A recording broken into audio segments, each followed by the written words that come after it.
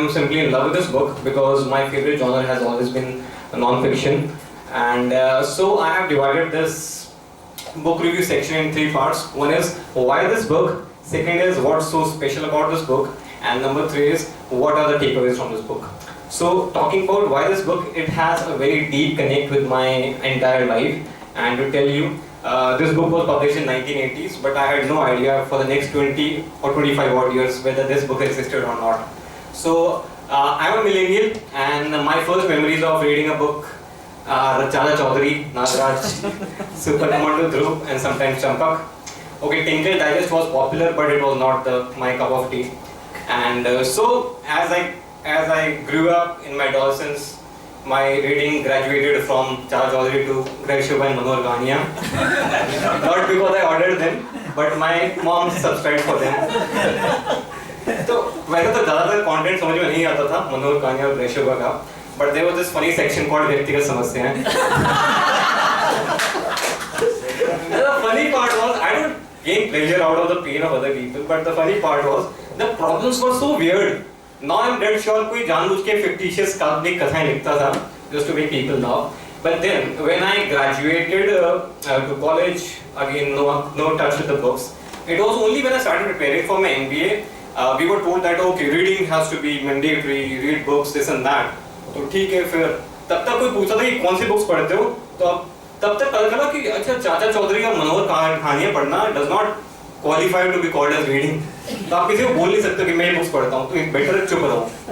So when I actually started preparing for my CAT, I was told that read books. So पता नहीं था क्या books पढ़े. So someone told उन दिनों में there was this author who was the most trending author at that time, and she happened to be Ayn Rand. Yeah. So अब Ayn Rand की अगर बुक किसी ने पढ़ी हो, Fountainhead and Atlas Shrugged, your head will spin if it's your first book. You will not understand anything, and so it happened with me. So graduating from Greg Shubha to Fountainhead, it completely went over my head. So I quit reading for 2 months or so. I didn't read a book. But then there was this faculty of mine who told that, okay, why don't you read a book which is of your interest? And so I was obsessed with marketing. So someone suggested me कि positioning पढ़ो, you will find a lot of interest. That is when I started with the first book of my life, and that is positioning. And thanks to this book, I have read more than 1,000 books now, all non-fiction. And now the beauty about this book, what is this book all about? The book is a little technical for the non-marketing guys because it talks about the marketing concepts in particular, but to simplify it, it has a very, very profound impact on what you think, how you behave, and what you want to gain out of your life. So just to tell you, this book talks about capturing that space in the minds of your customers, so that whenever your customer thinks about that particular position, that particular space, they think only about you. If we imply in our day-to-day life, you just need to think, do this small activity when you sit alone, that what do the people think about you when your face comes to their mind? What is that first word, what is that first emotion that comes to their mind? So there are a lot of members sitting over here, and I think everyone has that distinct positioning in the minds of all of us. So I would call Piyush a very jovial and a very open, good with public speaking. Amrita ma'am is good with intellect. We all know Shubham can bring a smile to everyone's face. So these are the positioning elements that are associated with everyone. If you want to be successful, you need to have some kind of positioning in your life and in the minds of the people you work with. So the ecosystem that you work has to build some image of you. So when we talk about business, we have some image about what the companies do. So when we think about innovation, we think about Apple. When we think about homegrown companies, which is the companies which are true to nature, we think about Body Shop.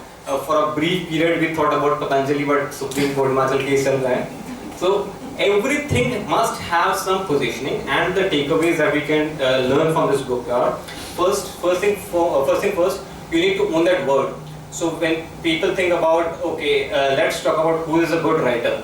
If you are a writer and if your name is not in the top 3, then trust me, you have a problem. Or if we are talking about a good manager, or a good doctor or a good engineer, and if the people around you don't think of you as the top 3 choice, then there is a problem. So if you have some skill, make it the best, and if you don't have, make one, and better to make one where there is very less competition. Now it is very convenient to say very less competition, because there seems to be no field where you don't have a competition. So if that happens, what you do? You make that position that yes, you are better than your competition, and that is very easier said than done. But you need to prove it, and you don't prove it once. You do it consistently over and over again. So positioning is not a one-time activity. It is a continuous process where you first build a position, first build a space in the minds of your customers or prospects or family or ecosystem, and then you keep on building that. You can't be a writer, a philosopher, a doctor, a dancer, and a magician all at the same time, because the positioning is very confused. What should people think about you? So when we think about comedy, what is the first name that comes to your mind? Kapil Sharma, right? When we think about action, we can get a lot of 2 or 3 names: Salman Khan, Tiger Shroff, Sylvester Stallone, Jason Statham. Now these people have created that position. Now important for us is what kind of emotion, what kind of position that people recollect when they think about us. So this book talks about that, and the beauty about that book is the book is flooded with examples. It is not just gyan and gyan. There are so many examples related to the real life that you will fall in love with the book. And trust me, maybe some examples are more US in nature because the writers belong there. But if this book was written in 1980s, and now that you read it in 2024, you will correlate with all the examples. So that is the beauty. And one thing which I loved about this book was that it talks about your implication, your implementation in real life. Trust me, very few books do. And without preaching this book as a self-help book, this has helped me a great way. So when we go home, I think it would be really nice and interesting to find out what my friends think about me when they think of me, what my boss thinks about me when he thinks of me, what my family, my ecosystem, all the members in the ecosystem think about me. So if there's a common positioning, trust me, you are going to get all what you want. But trust me, if you have a confused positioning, or if you don't have a positioning at all, then there is a little struggle waiting for you.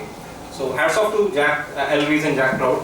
And next, once you complete this book, you would want to read the 22 Immutable Laws of Marketing and 22 Immutable Laws of Branding, written by the same writer duo. So hats off. Thank you so much for your time.